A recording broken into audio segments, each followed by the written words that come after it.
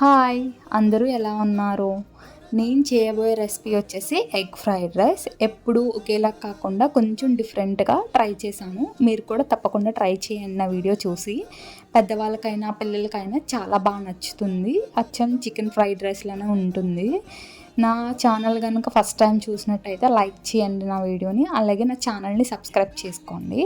Recipe వచ్చేసి చిన్న bowl తీసుకోవాలి. అందులో కొంచెం పసుపు, సాల్ట్, కారం వేసి నెక్స్ట్ గరం మసాలా కూడా వేసుకొని 2 ఎగ్స్ వేసి బీట్ చేసుకోవాలి.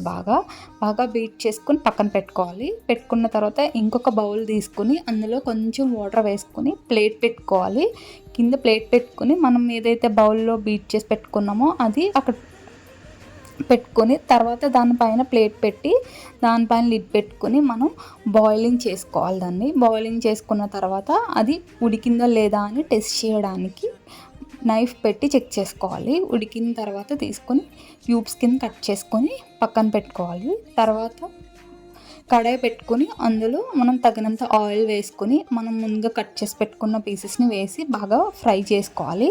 అప్పుడే మనకి అసలైన చికెన్లా అనిపిస్తుంది మనకి. అది అలా ఫ్రై చేస్తూ ఉంటుంటే మీరు కూడా ట్రై చేయండి, మీకు కూడా తెలుస్తుంది ఎక్స్పీరియన్స్. బాగా ఫ్రై అయిన తర్వాత ఒక బౌల్లోకి తీసుకొని పక్కన పెట్టండి. నెక్స్ట్ వచ్చేసి బిర్యానీ ఆకు, లవంగం వేసి నెక్స్ట్ జీడిపప్పు కూడా వేసుకోండి. జీడిపప్పు నచ్చితే వేసుకోవచ్చు, లేదంటే స్కిప్ చేయొచ్చు. బాగా కలుపుకున్న తర్వాత కరివేపాకు వేసుకోవాలి. ఫ్రైడ్ రైస్కి మెయిన్లీ కరివేపాకు కాబట్టి కరివేపాకు కూడా వేసుకొని ఒకసారి ఫ్రై చేసుకోండి. తర్వాత మనం చాప్ చేసి పెట్టుకున్న ఆనియన్, క్యారెట్, గ్రీన్ చిల్లీ కూడా వేసి బాగా ఫ్రై చేసుకోవాలి. ఎందుకంటే మనం వాటర్ అనేది యూజ్ చేయం కాబట్టి ఇప్పుడే మనం బాగా కుక్ చేసుకోవాలి. కుక్ చేసుకున్న తర్వాత కొంచెం సాల్ట్ వేసి నేను పేస్ట్ చేసుకున్నాను. ఎలా అంటే జింజర్ గార్లిక్ అండ్ గసగసాలు, జీలకర్ర, ధనియాలు, లవంగం వేసి నేను అదంతా కలిపి పేస్ట్ కింద చేసుకున్నాను.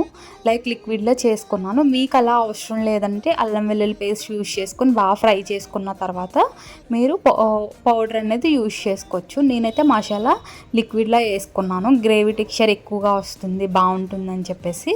మళ్ళీ కొంచెం కరివేపాకు కూడా వేసుకున్నాను. కరివేపాకు ఎక్కువ వేసుకుంటే బాగుంటుందని. తర్వాత మనం కట్ చేసి పెట్టుకున్న ఎగ్ పీసెస్ని కూడా వేసి బాగా కలుపుకోవాలి. బాగా కలుపుకుంటే దానికి కూడా ఎగ్కి కూడా ఆ మసాలా అంతా కూడా పడుతుంది.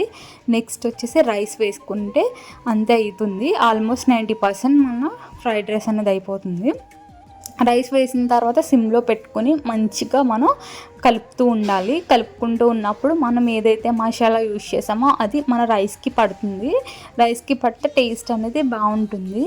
మనం ఇంక ఇందులో ఏ మసాలా కూడా యూజ్ చేయలేదు కాబట్టి సో ఇది పిల్లలకి ఎంతో టేస్టీ అండ్ చాలా నచ్చుతుంది, బాగుంటుంది కూడా. అలాగే లంచ్ బాక్స్లోకి అది కూడా చికెన్ అది తీసుకెళ్ళని వాళ్ళకి ఇది ఆప్షనల్గా బాగుంటుంది. చాలా అఫిషియల్గా కూడా ఉంటుంది ఈ డిష్ అనేది. అందరూ కూడా తప్పనిసరిగా ట్రై చేయండి. అంతే, అయిపోయింది చికెన్ ఫ్రైడ్ రైస్. సర్వ్ చేసుకున్నాను నేను కర్డ్తో. లైక్ చేయండి ప్లీజ్.